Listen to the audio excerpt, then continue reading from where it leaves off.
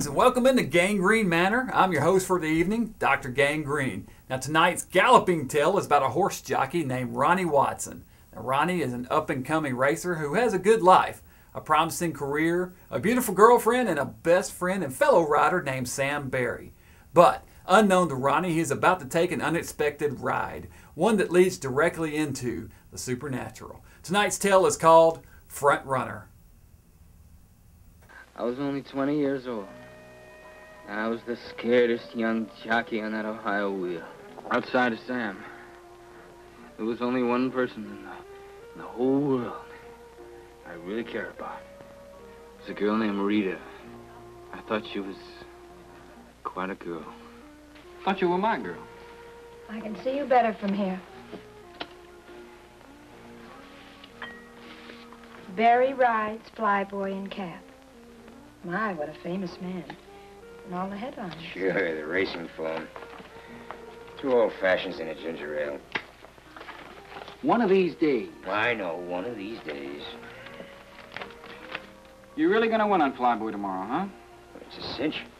Unless you get too cute with that daddy's choice. Are you kidding? The way she quits in the stretch. If I can save second money, that trainer will be the happiest man alive. Well, Flyboy's got to win. For a lot of reasons. Sam, you said afterwards.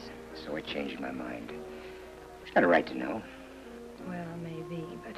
A right to know what? What is this? Take it easy, kid. Take it easy, I'll tell you. Tomorrow's my last race. As of tomorrow night, I'm ex-jockey Sam Barry. What? You must be kidding. You can't quit now, not when you're right on top. I'm not on top. I'm just a little over the hill. I'm in the bushes because I just couldn't get mounts in the big time. Well, that's no reason to quit. It's just too tough, that's all. Too tough making weight. Too tough getting out of the sack before daylight. Too tough coming out of the gate. And too tough going for that little opening on the rail. Yeah. Just can't believe it. It's not going to be the same without you. Well, I'll come around to see you every once in a while, see how you ride, see that you do everything I taught you and do it right. Or else I'll call you dirty names like the rest of them. Well, you taught me a lot, Sam. And I'll remember it. Well, just wanted to be sure that there'd be a boy who still knew his way around the track after I quit. Well, what are you going to do? There's a little place in Jersey. Bar and grill joint, a restaurant. Real nice. Figure with my name on the door to draw. Sounds like you need a lot of money. 20,000. Well, I got 10 saved up. I figure Flyboy will be about 2 to 1. 2s for my 10 will get me 30. That's enough to buy the joint and live on while the place gets started. Yeah, if you bet at all. I already did. That nag of yours is the only one who could give me any trouble, but, like you said, she'll quit in the stretch. So that's the big secret, huh? How come you knew first? Well, there's one other thing, one other reason, really, why I'm quitting. I'm, getting married. Oh, yeah? Oh, I think that's great. No, really great. I was worried about you being lonely away from the track. But with 2 of you... Well, who's the girl? Do I know her? Yeah, you know her. Well, what's the matter? Come on, who is she? Me. Sorry, kid, really sorry. We didn't mean for it to happen. Look, I've gone over this thing in my mind a dozen times, how to tell you. It just wouldn't have worked, Ronnie. Honestly, it wouldn't have. Shut up, shut up, shut up! Well, you don't have to get so upset. I'm not upset. These things happen all the time. A guy's got a girl, and a guy's got a friend. I am your friend, Ronnie, believe me. Sure you are. Only you're my rich, successful friend who won't have to ride horses for a living anymore because you're going to own a nice big saloon. And that'll suit you just fine, won't it? Ronnie.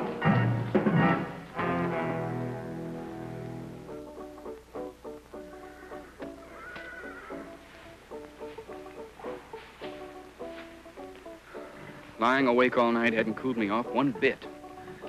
I kept hearing Rita saying it wouldn't work with us. It would have worked fine if I'd had some of Sam's money.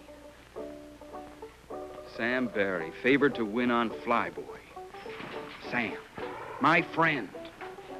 My good friend.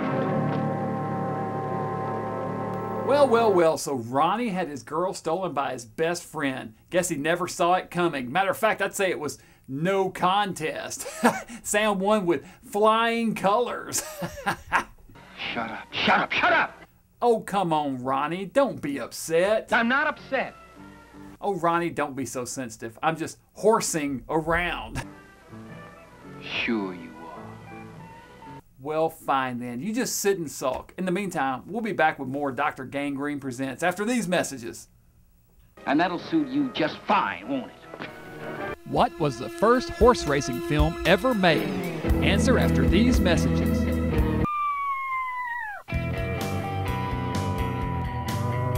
Now hold on just 1 minute. It's almost 100 degrees out here and you're a 3,000-year-old mummy. Here, put this on. Sunlight is a contributing factor to melanoma, one of the most deadly forms of skin cancer. So before you go out in the sunlight, be sure and put on sunscreen of SPF 15 or greater. Now go get her, Ace. So unless you want to look like that guy, put on that sunscreen and go green with Dr. Gangrene.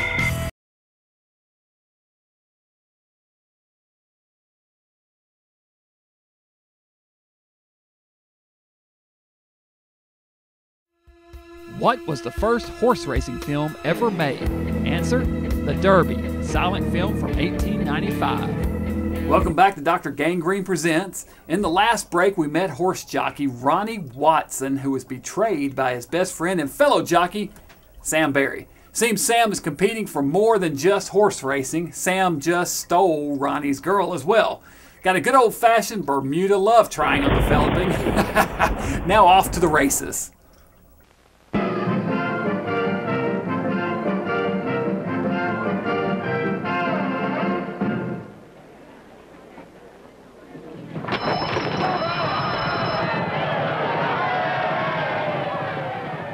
At the start, I got the jump on the rest of the field and began to take a good lead after the first quarter.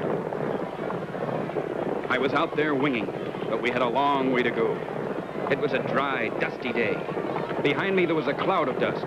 I knew that somewhere in it was Sam Barry waiting to make his move.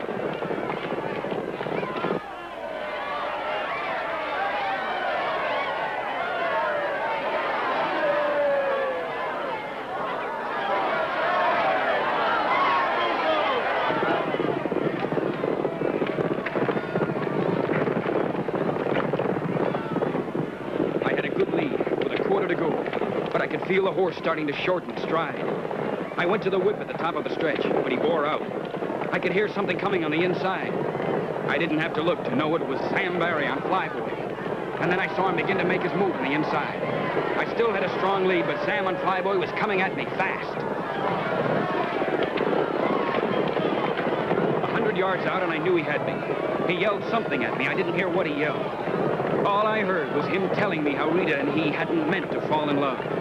What I did was wrong, I know it. But it was dusty and they didn't take movies of races in those days, and seeing him going by me, I just had to do it somehow. I never even thought of doing it. I just did it. Grabbed his saddle cloth, threw his horse off stride. It worked perfectly, and Sam ate my dust as we went across the finish line.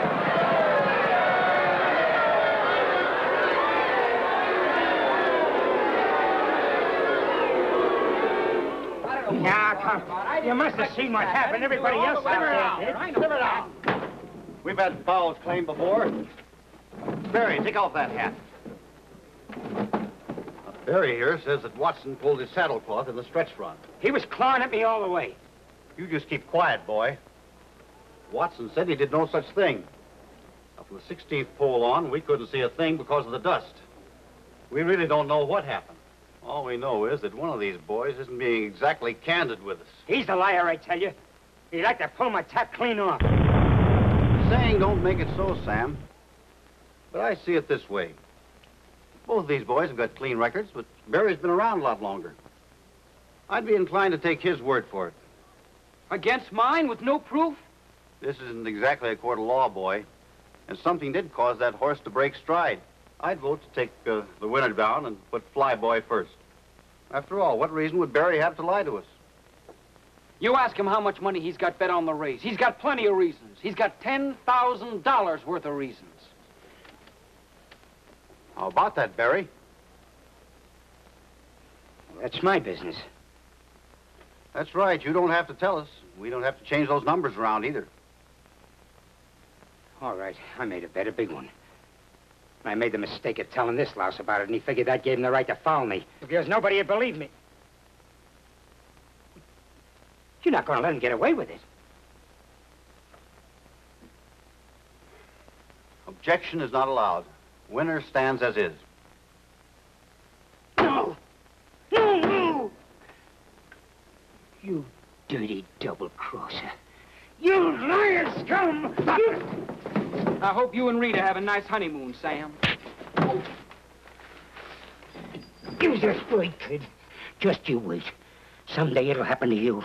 Someday you'll be telling the truth, and they won't believe you. They won't believe you.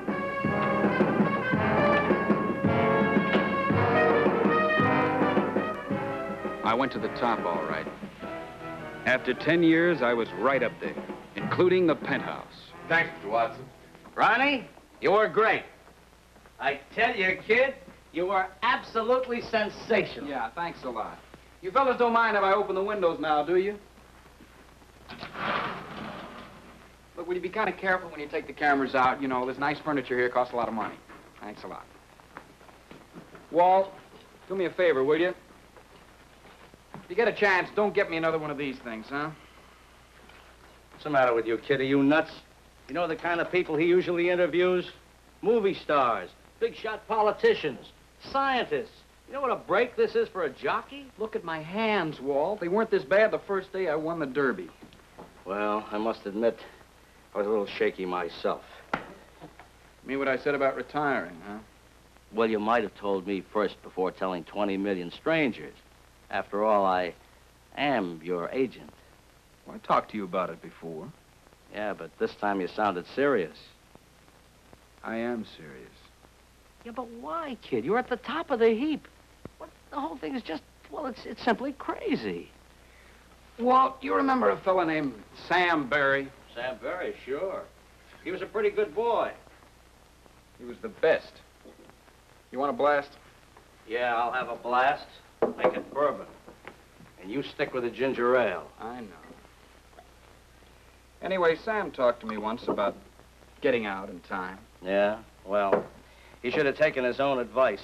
I just read somewhere a short time ago he was riding jumpers down at some crummy track in South America. Imagine an old man like that, probably working for $10 a race and a place to sleep. Well, something happened to change Sam's plans. Nothing's gonna change mine. Ronnie, would you mind telling me why? I'm tired. It's that simple. I want to take it easy. I want to sleep late. I'd like to drink what you drink, only I can't do it and make weight. Okay, kid. Anything you say. I can't make a man keep on riding when he wants to quit. The only thing is, can you afford to quit? I've just about got it made. Not on the fees, you haven't. Well, no, but I've been betting a little bit now and then over the past Now, year. listen, kid, I Relax, will you? What are you, my conscience or something? Anyhow, I didn't pull any horses. I just bet on what I thought was surefire winners. Horses I was riding. Ones like Miss Sunshine tomorrow. Miss Sunshine? Oh, that's a little filly out in California I told you about, and you said no. That's right. And when I did, the odds lengthened out. So today, some clown out in Chicago that makes a house line hung out 4-1. And another clown took the odds. Me. Suppose they've got another boy signed to ride her. I checked. They haven't. Look, Ronnie, it's 11 o'clock now. You mean to say that you're going to be riding tomorrow afternoon in California? It's only 8 o'clock in California, Walt. Now, there's a sleeper plane out of here in an hour and a half. You can be 5 hours late, and I still make the race. Oh, by the way, what's the name of the fellow I'm riding for? Bear. Tex Bear. Look, Ronnie, I wish you wouldn't do this, kid. It's just crazy. Will you wire Tex Bear in care of the stables at Capistrano Park and you tell him I'm on my way? And Walt, don't worry about it, will you? Remember, we're living in an age of speed. Living in an age of speed indeed, but not one without bills, which is why we'll speed right back after these commercials.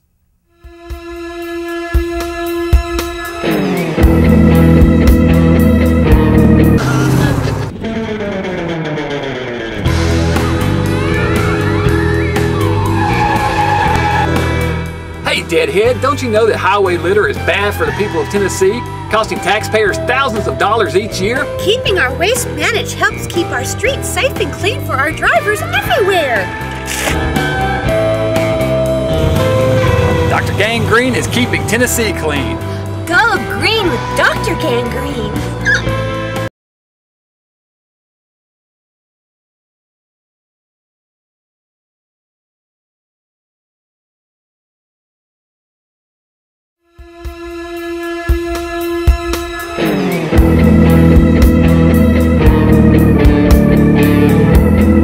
We're headed off to the final stretch now, the finale of tonight's tale. Looks like old Ronnie has it made, eh?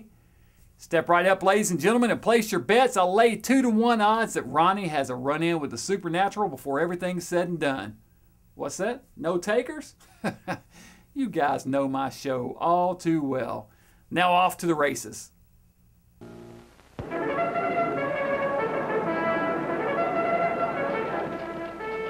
I was getting ready for the post-parade when I saw Sam. Sam Barry. I couldn't believe it at first. He was too old. But why not? I remembered hearing of jocks in Europe who'd ridden in their 60s and won. It was Sam, all right. Sitting straight up in the saddle the way he always did in the post-parade. Sam Barry, riding a little black horse with 4 white feet. I wanted to talk to him, but I figured time enough after the race.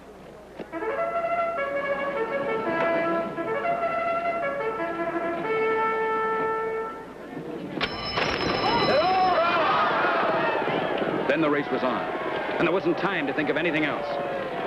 It went just the way the trainer and I planned. I kept my horse in contention.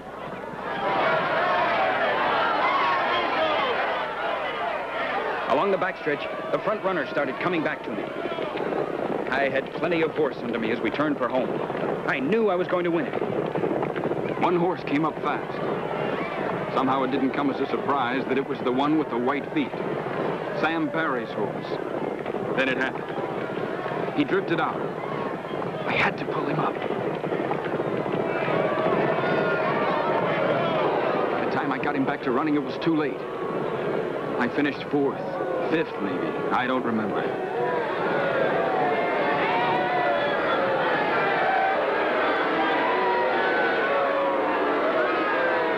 I told them what had happened. They just looked at me. When I finished... I know why he cut me off, but that's not the important thing. I had to pull up or we would have been killed. Gentlemen, please. Watson, I want to make sure we all understand each other. In the stretch, a dark horse with white feet drifted out. And when you tried to go inside, his jockey turned the horse in front of you, causing you to pull up. I know it cost me the race, but I had to. We both would have been killed. Yes, I think you've made that point clear. Just the stretch run, Charlie.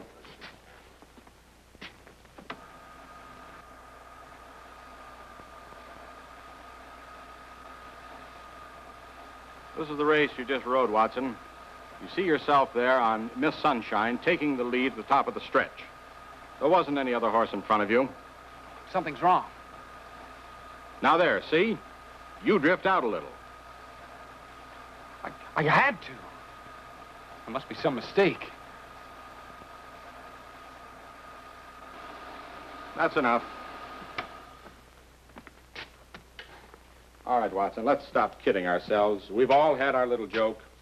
There wasn't any horse with 4 white feet in this race. You pulled that horse up for some reason of your own. No, I had to, don't you see? Sam did it. He must have done it. It's funny, he said no one would believe me. Sam? The other jockey was Sam Barry. Sam Barry? Have you lost your mind? I'd know him, wouldn't I? He used to be my best friend. Watson, what's the matter with you?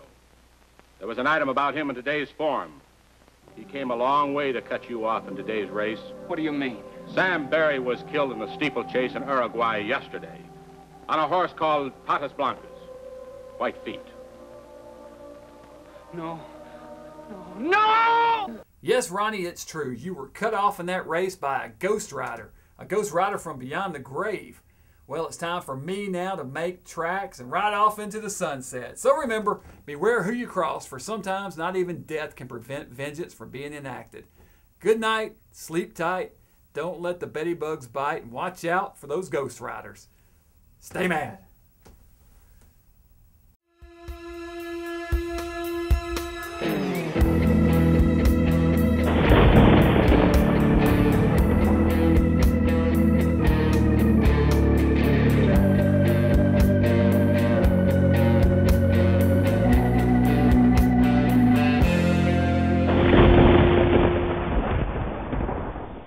Summertime's here and everyone likes to get outside and enjoy the outdoors. But to keep the environment a safe, clean place, we need everyone's help. Cigarette litter is a fire hazard, environmental danger, and litter nuisance. Filters on a cigarette take years to decompose and can threaten aquatic life and water supplies. Take a second to properly dispose of cigarette butts in an ashtray or approved receptacle.